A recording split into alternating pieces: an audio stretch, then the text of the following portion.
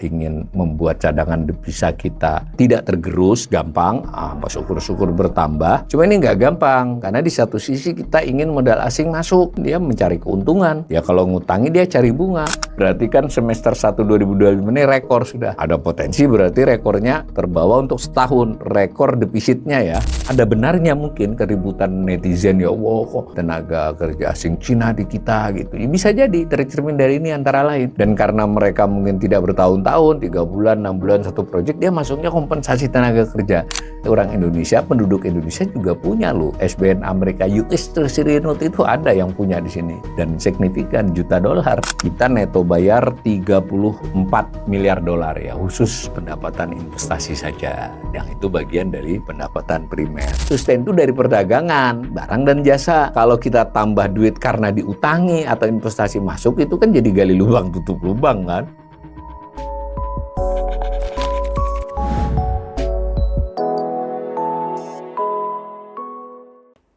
Salam cerdas, Ibu Bapak, saudara-saudara yang saya hormati. Sesi assessment atau analisis umum saya kali ini masih melanjutkan terkait dengan transaksi internasional Indonesia. Kita sudah melakukan assessment terhadap neraca pembayaran Indonesia, balance of payment secara keseluruhan. Assessment kedua, kita melakukan analisis terhadap satu bagian dari neraca pembayaran itu, yaitu transaksi berjalan. Selanjutnya kita juga sudah assessment terhadap transaksi finansial. Kita bedah lagi lebih rinci dari transaksi berjalan itu yang disebut dengan neraca jasa-jasa.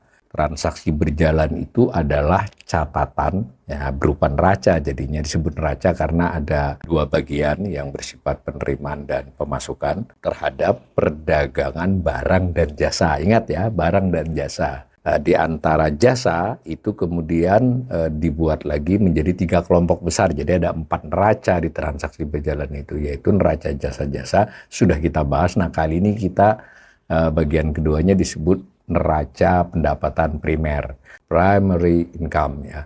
Kalau transaksi berjalan itu current account, tapi sebenarnya bisa kita tambah kata-kata neraca di depannya. Disajikan 3,5 tahun, ada data tahun 2022 selama setahun, ada data 2023 masing-masing triwulan dan data setahunnya.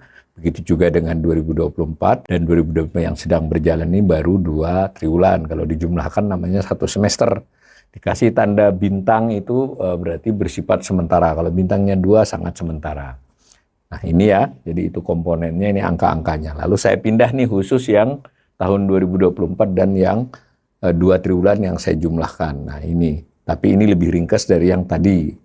Nah, jadi sebetulnya neraca pendapatan primer itu adalah mencatat jasa terkait dengan kompensasi terhadap faktor produksi. Jadi kalau 12 jasa-jasa yang terdahulu itu kan jasa-jasa yang langsung, misalnya jasa transportasi, jasa travel, ini khusus terhadap faktor produksinya. Nah, jadi ada kompensasi terhadap faktor produksi tenaga kerja, disebut kompensasi tenaga kerja.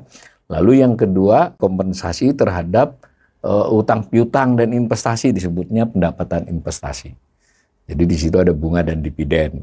Kompensasi tenaga kerja ini lebih sempit lagi pengertiannya, karena nanti ada yang tenaga kerja tapi tidak termasuk kompensasi, namanya remitansi. Secara teknis definisinya disebut kompensasi tenaga kerja adalah ketika ada pembayaran atau penerimaan. Pembayaran untuk tenaga kerja asing yang ada di Indonesia, penerimaan untuk tenaga kerja Indonesia yang ada di luar negeri. Itu dimasukkan dalam kompensasi tenaga kerja ketika dia bersifat direct. Saya maksudnya ya mungkin orang di hire sebulan, seminggu atau untuk satu pekerjaan kan. Biasanya kalau pekerja profesional kan bisa begitu. Project aja. Begitu juga orang yang bekerja kurang dari setahun, mungkin 3 bulan, 6 bulan. Nah, itu kompensasi tenaga kerja maksudnya. Masuknya ya, termasuknya. Tetapi ketika dia sudah lebih dari setahun, sudah bisa dikatakan mukim gitu ya, ada catatannya, itu nanti ketika dia mengirim ke Indonesia disebutnya remitansi. Dan sebaliknya, tenaga kerja asing yang di Indonesia masuk kategori ini mengirim remitansi ke luar negeri, pembayaran. Jadi saya ulangi ya, yang khusus kompensasi tenaga kerja ini yang bersifat langsung atau yang jangka pendek kurang dari setahun pekerjaan yang harus dibayar kepada dia. Jadi kita ada penerimaannya, ada pembayarannya. Untuk posisi 2024 itu 337 juta ya kita menerima, sedangkan membayarnya 1,8 miliar. Jadi memang lebih banyak. Jadi banyak, artinya bisa juga terbaca dari sini, banyak tenaga kerja asing di Indonesia itu bersifat jangka pendek, artinya hitungan bulan atau pekerjaan-pekerjaan tertentu ketika meng-hire tenaga-tenaga profesional asing, masuknya kompensasi tenaga kerja, tidak diremitansi. Nah, yang kedua adalah kompensasi terhadap modal finansial. Terhadap modal itu kan masuk atau keluarnya dia berusaha berupa surat obligasi. Obligasi kalau pemerintah disebut surat berharga negara ya, atau terhadap kepemilikan saham. Kan dapat dividen, keuntungan. Kalau dari sisi jenisnya kan ada investasi yang bersifat investasi langsung, investasi asing masuk di Indonesia yang sifatnya mendirikan pabrik, membuka usaha, memperluas usaha, mengambil alih kepemilikan sebagian atau seluruhnya, itu namanya investasi langsung. Kalau dia hanya masuk membeli surat berharga, membeli SBN, membeli saham, tidak untuk ikut dalam pengelolaan korporasi, itu disebut investasi portofolio. Sedangkan investasi lainnya adalah ketika dia masuk, dia parkir di lembaga keuangan khususnya bank, atau duit masuk untuk komitmen down payment atau komitmen tertentu untuk sifatnya perjanjian yang akan pembelian barang atau penjualan barang, itu masuk investasi lainnya. Tapi jangan lupa, begitu juga sebaliknya, duit Indonesia yang parkir di luar negeri, misalnya divisa ekspor yang parkir di negara lain, itu masuknya investasi lainnya, tapi sifatnya keluar dari penduduk Indonesia kan. Begitu juga investasi langsung, orang Indonesia juga tidak kurang-kurang yang memiliki usaha, memiliki aksi untuk investasi di luar negeri ya, yang langsung ya. Kita sudah bisa melihat kasat mata, misalnya Indofood itu dalam arti merek Indomie itu entah apa nama perusahaannya untuk operasionalnya di luar negeri, kan itu adalah investasi langsung penduduk Indonesia di luar negeri dan seterusnya. Jadi dua komponen, dua faktor modal, dua faktor produksi. Nah, khusus faktor produksi investasi karena nilainya dominan, ini dirinci menjadi jenis. Sedangkan dirinci menjadi penerimaan pembayaran juga dilakukan, secara rincian juga dilakukan. Nah, maka kalau kita lihat, nah ini gambarnya. Kalau sifatnya keseluruhan pendapatan primer tadi, itu jangan terkecoh dengan kata-kata pendapatan ya, bisa bersifat penerimaan, bisa bersifat pembayaran. Karena itu sebenarnya primary income. Pembayaran karena ada milik orang lain di sini gitu. Dipakai jasanya. Modal asing masuk Indonesia itu kan jasanya dipakai. Nah, itu ada pembayarannya keuntungan. Kalau bentuknya utang, ya dia bayar bunga. Itu pendapatan primer. Nah, yang biru menunjukkan penerimaan berarti modal penduduk Indonesia, aset yang investasi di luar negeri, apapun bentuknya. Itu penerimaannya, sedangkan yang orange menunjukkan investasi modal asing di Indonesia. Nah, kalau kita lihat memang tren beberapa tahun terakhir ini yang bersifat pembayaran atas investasi yang ada di Indonesia. Ini harus jelas dulu ya, kalau modalnya yang keluar masuk dicatatnya bukan di pendapatan primer, di transaksi finansial, kita sudah pernah bahas di asesmen sebelumnya. Tapi yang ini adalah khusus imbal jasanya. Sama dengan APBN. Di APBN itu kalau menarik utang atau membayar utang masuknya dalam item pembiayaan. Tapi kalau bunganya bayarnya dicatatnya di belanja. Nah, ini dalam hal balance of payment, dalam hal neraca pembayaran, lebih khusus lagi dalam transaksi berjalan, lebih khusus lagi pada komponen pendapatan primer, ya dicatatnya seperti itu ya. Dicatatnya adalah jasanya, bukan arus modalnya. Ini di tahun 2024 itu kita bayar hampir 46 miliar dolar ya, 45,89 miliar dolar. Membayar jasa terhadap modal asing yang ada di Indonesia, baik berupa bunga maupun berupa dividen. Sedangkan menerimanya kurang lebih 10 miliar, sehingga defisitnya mencapai 36 miliar ya, kurang lebih ya, di tahun 2024. Nah, nampaknya tahun yang berjalan ini bisa jadi defisitnya lebih besar, karena satu semester sudah 19. Nah, berarti kalau kali 2, 38. Tapi tidak selalu begitu, nanti harus kita tunggu. Nah, yang nampak adalah yang gambar orange memang sekitar separuh, yang gambar biru kurang dari separuh penerimaannya. Jadi ini nanti kita lihat. Inilah salah satu penyumbang defisit transaksi berjalan yang besar. Ingat, Ketika kita bicara barang, dia surplus. Ketika bicara jasa-jasa yang 12 macam, dia defisit. Nah, ketika kita bicara pendapatan primer, kita defisit. Nah, pendapatan primer defisitnya lebih besar dari jasa-jasa. Berarti kan kalau mau memperbaiki neraca pembayaran, artinya itu kita ingin membuat cadangan devisa kita tidak tergerus gampang, syukur-syukur bertambah. Itu salah satu konsentrasi kebijakan adalah pada perbaikan pendapatan primer ini. Cuma ini nggak gampang, karena di satu sisi kita ingin modal asing masuk. Nah, modal asing masuk kan tidak bersifat filantropis atau hibah kan, dia mencari keuntungan. Ya kalau ngutangi dia cari bunga. Kalau kita kasih bunga rendah nggak masuk Indonesia, kita kasih modal tinggi. Kita termasuk negara dengan memberi imbal hasil bunga tinggi ya. Tercermin dari yield SBN maupun SRBI yang dibeli asing. Kisarannya 6 sampai 7, bahkan sempat 7 ya. Nah sekarang di kisaran 6,5 misalnya. Kalau dia masuknya ke negara lain bisa jadi lebih rendah. Jadi kita bayar bunga lebih tinggi kan. Kalau kita turunin bisa mempengaruhi arus yang mau masuk. Di situ dilemanya kan.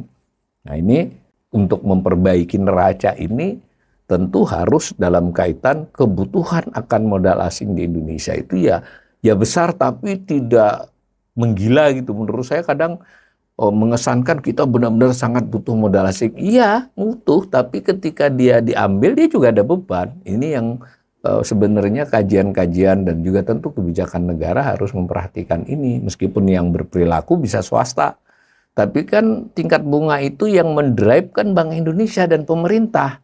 Bagaimana Bank Indonesia, bagaimana pemerintah terhadap SBN-nya. Di sini memang soal mengelola APBN. Ketika APBN butuhnya gede dan mendesak, ya kan terpaksa memberi bunga yang tinggi. Dan itu mempengaruhi semua instrumen keuangan yang lain. Nah secara internasional, ya jadi begini catatannya. Nah, jadi untuk kalau mau menurunkan ini berarti harus membuat kredibilitas perekonomian, kredibilitas keuangan negara, fiskal, kredibilitas Bank Indonesia sebagai otoritas moneter, membuat umpama dikasih bunga 4% saja, itu tetap aja akan ada modal asing yang masuk, misal. Dan otomatis kalau 4% kan ininya lebih rendah nih. Begitu juga keuntungan. Di balik grafik ini banyak cerita, jadinya kurang lebih begitu.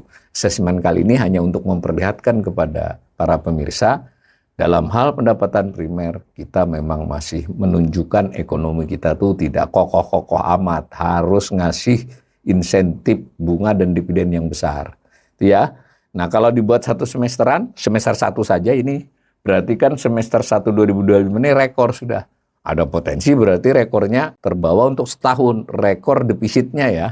Nah ini lihat, di sini berarti beban perekonomian juga makin berat. Itu juga pernah kita bahas di sesi sebelumnya. Nah saya mau masuk ke komponennya. Jadi kan tadi 2 komponen, kompensasi tenaga kerja dan pendapatan investasi. Nah kalau kompensasi tenaga kerja, ini juga mengindikasikan peningkatan ya selama beberapa tahun terakhir. Meskipun yang 1 semester ini belum menunjukkan apa-apa ya, tapi dari 2020 ke 2021 dan seterusnya ini naik. Ya meskipun COVID sempat turun, ini trennya tren naik, kemudian turun ketika COVID beberapa tahun, naik lagi. Artinya ada benarnya mungkin keributan netizen, ya Allah kok banyak, mohon maaf ini tenaga kerja asing Cina di kita gitu. Ya, bisa jadi tercermin dari ini antara lain. Dan karena mereka mungkin tidak bertahun-tahun, 3 bulan, 6 bulan, 1 proyek, dia masuknya kompensasi tenaga kerja. Nah dalam konteks itu tenaga kerja Indonesia yang di luar itu kompensasinya relatif lebih kecil. Karena mereka kerja setahun, 2 tahun, ya itu nanti masuknya ke remitansi. Nah ini kelihatan biru itu. Jadi ini salah satu problem kita adalah kompensasi terhadap tenaga kerja asing ini meningkat. Tentu tidak bisa sekedar, wah ini harus dikurangi apa, ya belum tentu juga. Ya kan terkait dengan perjanjian misalnya Cina datang kereta cepat atau dia pertambangan nikel, ya kan mungkin ada perjanjian-perjanjian tertentu di bisnis itu yang membuat Cina punya hak membawa tenaga kerja. Tentu hal ini kompleks ya. Saya sih sebagai ekonom melihatnya independen dulu. Tapi nanti kita lihat kalau memang pemerintah mau mengurangi kompensasi ini juga harus mensyaratkan misalnya tenaga kerja masuk di sektor ini syaratnya begini, jangan asal bawa saja, apalagi itu bisa digantikan oleh orang Indonesia. Nah begitu juga dengan soal penerimaan, bisa saja pemerintah melonggarkan bukan melonggarkan ya, mengatur agar mudahlah orang Indonesia bekerja di luar negeri meskipun hanya untuk 3 bulan, 6 bulan atau satu proyek tertentu. Tetapi kita juga harus membayangkan ya kompensasi tenaga kerja untuk juga untuk para profesional, jangan memikirkan hanya itu pekerja pabrik. Jadi tenaga profesional asing yang dibayar, yang dia di-hire untuk proyek tertentu, untuk mengerjakan umpama hal-hal tertentu di sektor keuangan dan bisnis ya dibayarnya di sini. Nah, bisa jadi kita juga tidak kuatnya di situ karena kita pekerja-pekerja profesional kita tidak di-hire di luar negeri. Ini bisa juga indikasi ini. Tentu ini perlu data yang lebih rinci. Itu kompensasi tenaga kerja. Nah, sedangkan yang khusus pendapatan terbagi 3 kan, investasi langsung, investasi portofolio, investasi lainnya. Nah, sebetulnya ada 4 ya derivatif, tapi derivatifnya kecil sekali, jadi kita tidak analisis. Nah, kalau investasi langsung ya seperti ini, ya seiring dengan waktu kita asesmen transaksi finansial, ya modal asing banyak masuk dan bahkan kita memang berusaha. Pemerintah, otoritas ini melakukan karpet merah, make up, insentif, tax allowance, keringanan pajak agar modal asing masuk, ya masuklah mereka. Tetapi kita harus bayar. Kan mereka keuntungan harus diberikan, pergi ke sana kan. Begitu juga ketika di investasi langsung itu ada unsur ekuitas, ya ada unsur liability, bunga. Kalau unsur ekuitas ya dividen. Nah ini kita lihat meningkat kan. Nah, di sini asesmen saya ingin menyatakan itulah plus minusnya investasi masuk. Jadi kita butuh, tapi di saat kita juga harus tahu di depan kita akan bayar lebih banyak untuk jasa investasi langsung ini. Positif atau tidaknya jadi dilihat keseluruhannya. Jadi mestinya investasi langsungnya secara teoritis ya, investasi langsung yang masuk itu mengakibatkan kita punya kemampuan memperoleh divisa. Karena kan bayarnya pakai divisa.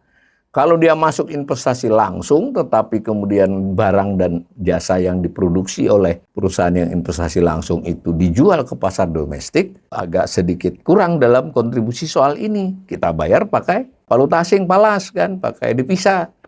Nah, mestinya sebagian cukup besar investasi itu cukup harusnya menghasilkan devisa supaya bisa membayar ini. Itu bukan jalan tengahnya yang di-manage itu. Nah, sementara itu kita investasi penduduk Indonesia di luar yang bersifat investasi langsung nampaknya belum besar.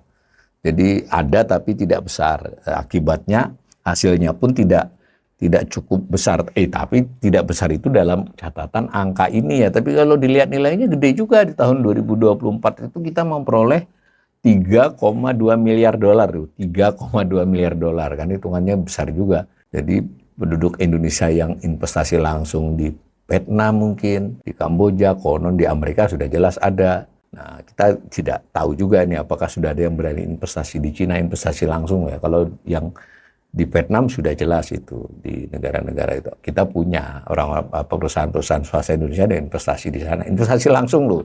Investasi langsung tadi bisa memiliki usaha sendiri di sana atau ikut dalam bagian usaha di sana. Nah, semacam itu ya. Nah, ini tantangan yang cukup serius dalam investasi langsung. Di satu sisi kita memerlukan transaksi finansial, bukan di grafik ini, agar modal asing masuk untuk mengenerate perekonomian, mendorong pertumbuhan ekonomi. Di sisi lain kita juga mengakibatkan harus membayar jasanya atas itu. Karena itu idealnya ya investasi langsung yang masuk itu menghasilkan juga devisa, jadi bisa diekspor gitu loh maksudnya. Nah itu investasi langsung. Ringkasannya ini tadi biru dengan orange, ini hitamnya itu adalah selisihnya. Nah ini yang hitam dirubah jadi batang biru untuk penegasan saja. Ya kan memang nampak makin besar kan, dan kita belum tahu 2025 itu baru 6 bulan. Nah lalu bagaimana dengan portofolio? Nah portofolio ini yang bersifat pembayaran jelas ini mengalami cenderung meningkat meskipun relatif stagnan ya beberapa tahun terakhir. Nah ini bisa dibaca positif, bisa dibaca juga isyarat lain. Positifnya ya artinya kita kan relatif tidak bertambah membayar bunga dan membayar bunga, kalau portofolio cenderungnya bunga dan semacamnya, bukan dividen ya. Kecuali kepemilikan saham tersebut melewati masa bagi dividen ya dapat juga dividen. Jadi tetap ada bunga dan dividen, tapi dalam konteks dia tidak, si asing itu tidak ikut mengendalikan perusahaan. Nah kalau dilihat ini kan terbaca, wah beban kita berkurang, tapi bisa juga dibaca lain. Kondisi pasar keuangan, pasar obligasi surat utang maupun pasar saham kita, bursa kita tidak terlalu menarik buat asing. Mereka tidak pergi tapi juga tidak terlalu masuk sehingga hasilnya segini. Pada saat yang bersamaan yang biru itu berarti orang Indonesia yang beli surat berharga di negara lain atau beli saham di negara lain malah cenderungnya meningkat. Ya, bisa terbaca berarti melakukan diversifikasi para pemilik modal besar di Indonesia keluar. Bisa begitu, bisa juga. Ya itu ada aspek mereka mengatur portofolio. Ya nggak berani. Kalau saya sebagai perusahaan besar, triliunan, miliaran dolar, saya juga tidak mau seluruh surat berharga saya ada di Indonesia saja. Ini surat berharga ya, investasinya ke sana. Dan jangan lupa, orang Indonesia, penduduk Indonesia juga punya loh. SBN Amerika, US Treasury Note itu ada yang punya di sini. Dan signifikan, juta dolar. Itu ya. Nah ini adalah bayar jasanya. Saya ulangi, mudah-mudahan tidak bosan. Bukan nilai masuk membeli SBN-nya atau nilai keluar orang Indonesia beli SBN asing, bukan. Tapi ini adalah balas jasa atas kepemilikannya itu. Bunganya dan dividennya. Ya. Yang hitam nih kita pindah ke grafik batangnya seperti ini. Ya betul menurun kan tadi sudah kelihatan. Menurun meskipun masih besar tapi menurun. Ya, 8,99 miliar dolar itu bayar investasi portofolio masih cukup besar ya 9 miliar dolar. Nah yang setengah tahun berjalan ini ada indikasi dia mungkin bisa menyamai ini atau melampauinya. Tapi ini trennya tren turun. Yang ketiga komponennya neraca juga namanya investasi lainnya. Nah ini yang paling unik yang saya kira asesmen saya harus memberi highlight ya, memberikan stabilo lah ini.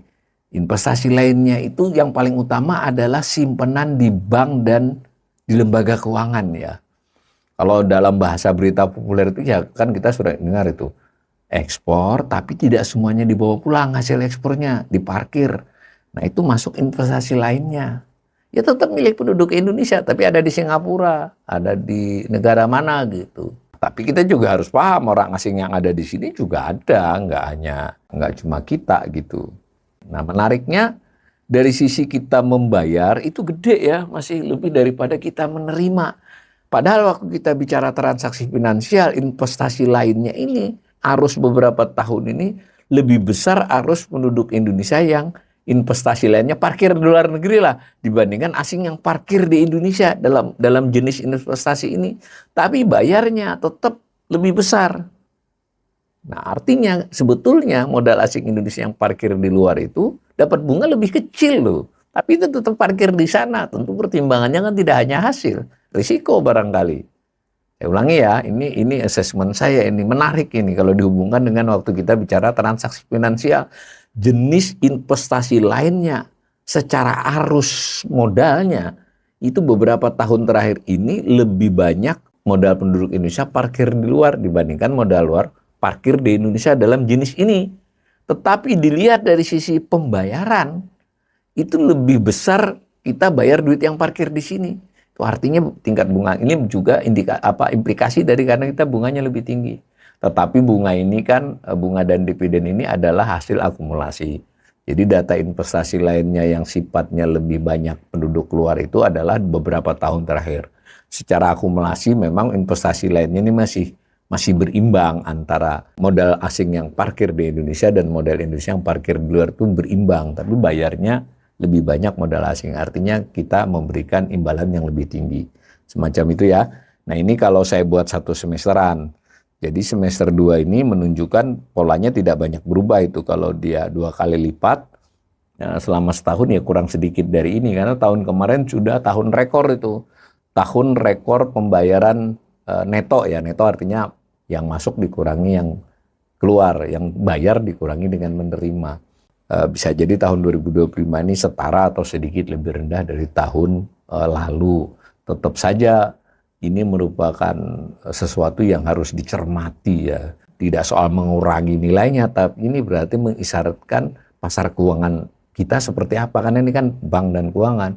Sudah jelas indikasi bahwa kita memberikan hasil yang lebih besar buat modal. Baik itu gain apapun ya, keuntungan yield, keuntungan perdagangan surat berharga maksudnya. Dan terutama sekali bunga. Nah, tapi kok dengan begitu modal asing juga di transaksi finansial tidak berbondong-bondong masuk. Nah, di situ kan menariknya. Jadi otoritas suka menjelaskan kita kredibel, kita investment grade-nya tinggi, baguslah. Tetapi kenyataannya kita bayar imbal hasil yang lebih gede daripada yang selevel grade-nya, misalnya BBB ya menurut satu rating. Jadi ini apa yang ada di baliknya, tentu itu perlu assessment khusus. Nah, kira-kira begitu. Nah, kalau saya gabungkan tiga-tiganya tadi begini. Nah, tapi khusus yang digabungkan adalah neracanya ya, yang selisihnya.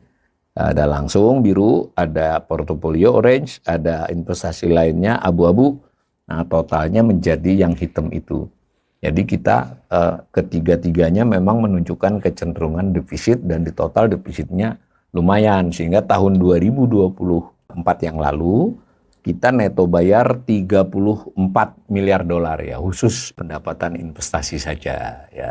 Yang itu bagian dari pendapatan primer. Netonya ya, kalau bayarnya lebih otomatis. Ini kan neto. Bayarnya sekitar 45 ya, tapi karena kita menerima sekitar 10 ya 34 ini total. Jadi ini penggambaran lain dari grafik yang di sebelum saya tadi ada grafik pendapatan primer. Nah ini adalah bagiannya, tapi yang paling dominan ya di pendapatan primer itu adalah pendapatan investasi atas dasar jenisnya 3 seperti itu. Nah, saya tutup uraian ini melihat ini neraca pendapatan primer kita ini tiap tahun menguras cadangan devisa. Jadi hasil jualan ekspor kita, hasil kita memperoleh investasi masuk, utangkah, investasikah, antara lain dipakai untuk membayari defisit pendapatan investasi. Nah, lebih luas lagi membayari defisit pendapatan primer.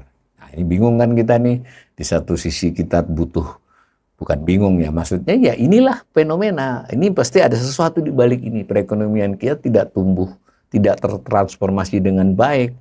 Duit masuk utangankah, duit masuk investasikah, kurang berhasil menciptakan penambahan cadangan devisa yang sustain. Sustain itu dari perdagangan, barang dan jasa. Kalau kita tambah duit karena diutangi atau investasi masuk, itu kan jadi gali lubang tutup lubang kan. Makanya saya selalu nyajikan grafik 20 tahun atau lebih. Sekalipun saya assessment terhadap neraca pendapatan primer, sebenarnya di balik ini banyak cerita bagaimana tahun-tahun dari SBY, Jokowi, dan mungkin nanti berlanjut di era Prabowo ini, apa yang terjadi dalam dinamika ekonomi Indonesia. Bahwa kita dengan begini, kita membayar kepada jasa modal asing lebih besar dari banyak negara. Dan itu bukanlah kinerja yang baik untuk sebuah perekonomian. Mudah-mudahan ke depan ini akan bisa diperbaiki.